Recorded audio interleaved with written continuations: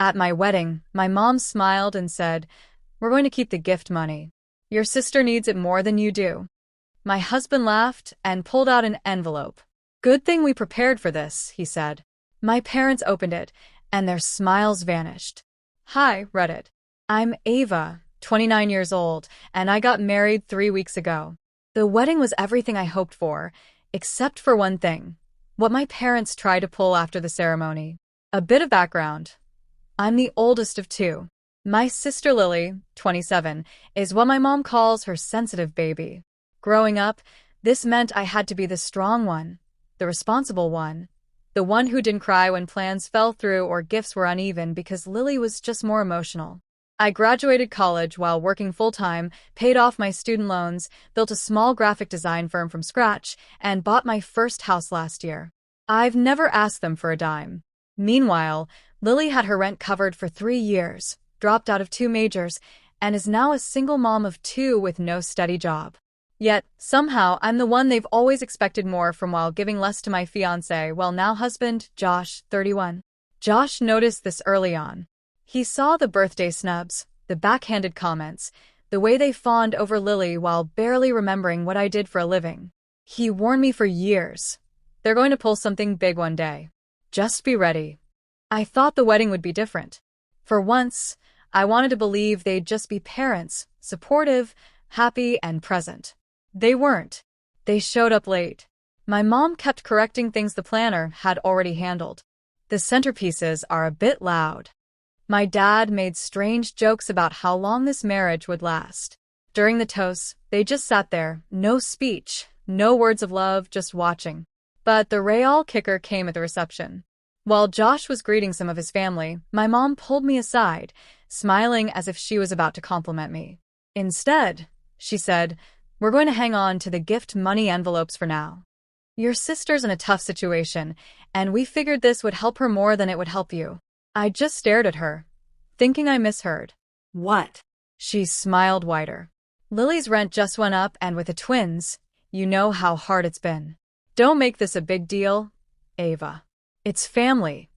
Before I could respond, Josh walked over. He must have seen my expression. I told him they were taking the gift money for Lily. He blinked, then cool as ever said, "Good thing we planned for this," and pulled an envelope from his suit pocket. He handed it to my parents. My dad opened it, and the color drained from both their faces. They weren't expecting that. When my dad opened the envelope, his expression shifted so quickly it was almost comical. First confusion, then realization, then tightly controlled rage. My mom glanced over his shoulder, still expecting what? A thank you card, a note of gratitude? Instead, it was a notarized letter from our attorney. Josh had it prepared 2 weeks before the wedding because he knew. He noticed the way my parents tried to insert themselves into planning decisions they didn't pay for, how they made digs at our guest list, questioned our budget, and hinted about how gift money should be distributed. So, the letter clearly stated that all monetary gifts given at the wedding, cash, check, card, digital, were the sole property of the couple. Any third party, meaning my parents, who attempted to intercept or redirect them would be considered in violation of state property and theft laws, and that we had already arranged for a security firm to discreetly collect and transfer the envelopes to our locked honeymoon suite safe at the venue. Josh smiled. "We know you've done this before." He was right. We found out through a mutual cousin that at Lily's baby shower 2 years ago, my mom had redirected about $2,300 in gifts to herself for emergency use. That money mysteriously never made it to Lily. But no one talked about it until now. My mom's smile finally cracked. "You think you're so clever with your little tricks. This isn't you, Ava. This is him manipulating you."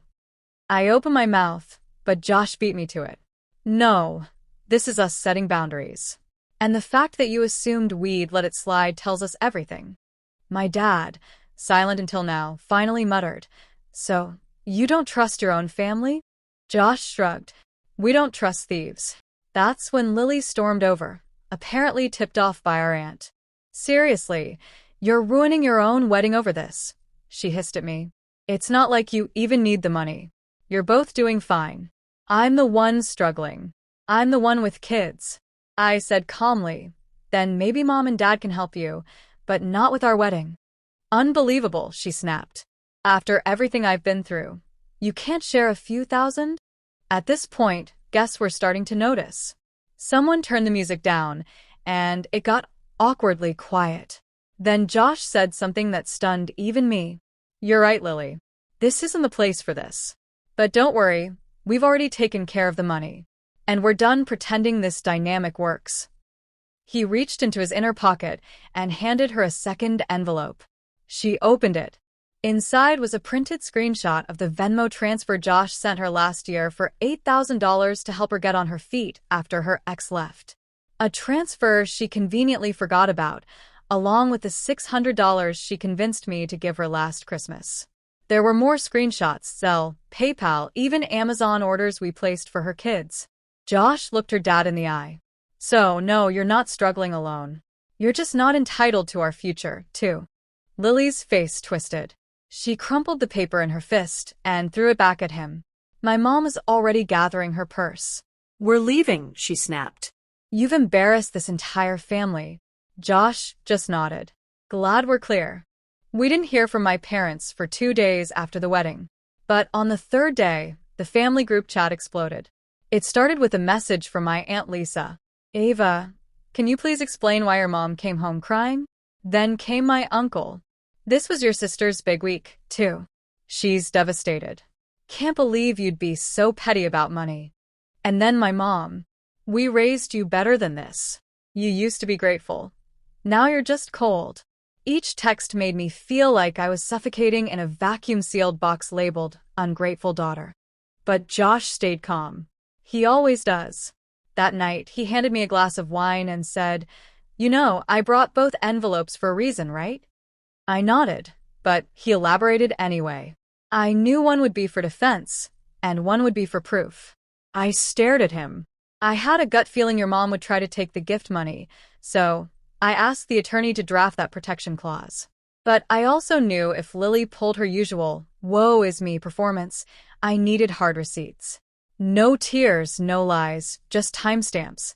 That's when I realized Josh hadn't just planned for a wedding, he'd planned for a war zone. And sure enough, by the next morning, Lily had posted a vague Instagram story. Some people only love you when they get to feel superior. I just wanted help, not humiliation. Hashtag family supposed to me and something. Cue dozens of her friends flooding my DMs. Did you really make her cry on your wedding day? Wow. Hope you never need help one day. Karma finds everyone. So I posted something, too. Not defensive, not bitter, just factual.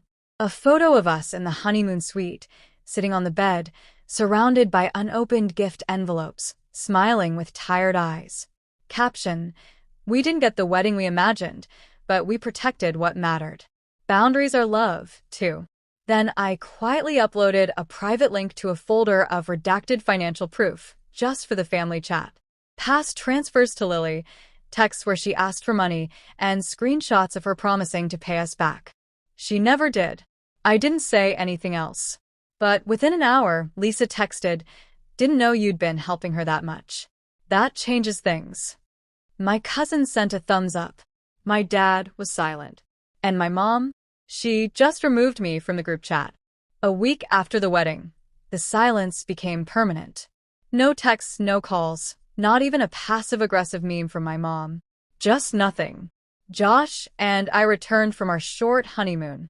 Nothing fancy, just a quiet cabin rental 3 hours away, and settled into what should have been a peaceful newlywed routine. But instead, I felt like I was mourning something. Not my parents, not my sister. I was mourning the hope that maybe, just maybe, our wedding would be the moment they'd show up as family, that they'd finally acknowledge me not as the backup daughter, but as someone worth celebrating, that Lily wouldn't make it about herself, that they'd act like parents. They didn't. And yet, strangely, it was freeing. I woke up every day without waiting for their approval, without wondering if I was being too harsh, without second-guessing my boundaries. The most satisfying part? They needed me now more than ever. 3 days after we got back, my dad called from an unknown number. I let it go to voicemail. Ava, I know we've had disagreements, but your mother and I are in a bit of a tough spot. The mortgage didn't go through this month. If you could just call me back. That's when Josh raised an eyebrow. You never told me you were still paying it. I sighed. I set it up 4 years ago, quietly. I didn't want them to lose the house when Dad lost that consulting gig. Josh didn't get angry. He just nodded slowly. Want me to help cancel it? So we did it together. We logged into the bank, removed my name from the shared utility account, canceled the auto-pay tied to their internet, and froze the emergency fund debit card. They still hadn't realized I'd been reloading it every 6 months. I wasn't doing it out of revenge. I just stopped volunteering for a relationship built on disrespect. 2 days later, we opened the envelopes. Every single one. Some people gave generous checks, some included handwritten cards with $50 tucked inside, and one of Josh's uncles gave us a scratch-off lottery ticket. We won $5. We laughed the whole afternoon. In total, we received $14,200 in cash and checks. Josh looked at me and said, "I think I know what we should do." He was right. We donated $3,000 to a women's shelter that helps single mothers with job training and emergency housing, anonymously in Lily's name. We gave $1,200 to a community arts program I used to volunteer with in college, and we used the rest to start a scholarship fund for creative students from low-income families. We named it the Quiet Backbone Grant because that's what people like me are, people who carry others for years without recognition. They become the quiet backbone of everyone else's success. Not anymore. 2 weeks later, my mom showed up at our house. She didn't knock. She just stood at the gate, arms crossed, wearing sunglasses like a shield. I watched her through the security cam. She buzzed once. I opened the speaker. "Hi." She blinked at the camera as if it had insulted her. "I came to talk," she said. "So talk." She hesitated. "We were hurt by what you did, the way you embarrassed us." I nodded slowly. "And I was hurt for 30 years, Mom. But I kept showing up, paying, and apologizing for existing too loudly. That ended on my wedding day." "You've changed," she said quietly. "I've healed," I corrected. "Big difference." Then I ended the call. She stood there for a full minute before leaving. We threw a small post-wedding brunch the next weekend. Just 15 people, friends, mentors, my old college professor, and Josh's siblings. No drama, no whispering guilt trips. At one point, our officiant raised a toast and said, "Some people inherit families, others build them." Josh looked at me, and I realized I hadn't lost anything. I just finally stopped renting space in my soul to people who never paid rent.